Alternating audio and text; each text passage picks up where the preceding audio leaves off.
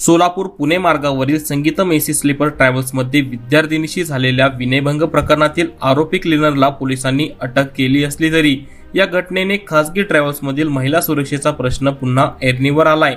विशेष म्हणजे या प्रकारानंतर संबंधित विद्यार्थिनीने ट्रॅव्हल्स कंपनीकडे तक्रार करण्याचा प्रयत्न केला होता, मात्र कंपनीकडून कोणताही प्रतिसाद मिळाला नसल्याचे विद्यार्थिनीने दिलेल्या तक्रारीत नमूद केले।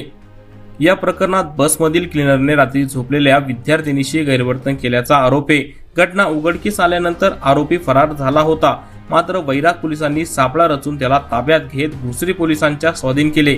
मात्र या घटनेनंतर खासगी ट्रॅव्हल्समधील महिला सुरक्षेबाबत प्रवाशांकडून गंभीर प्रश्न उपस्थित होत आहेत। स्लीपर बसमध्ये महिला प्रवाशांची सुरक्षा कशी सुनिश्चित केली जाते?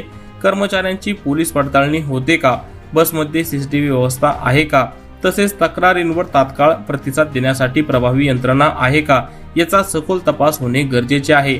संगीतम ट्रॅव्हल्समध्ये यापूर्वी अशा प्रकारच्या तक्रारी आल्या आहेत का, याचाही तपास करण्याची मागणी होत आहे।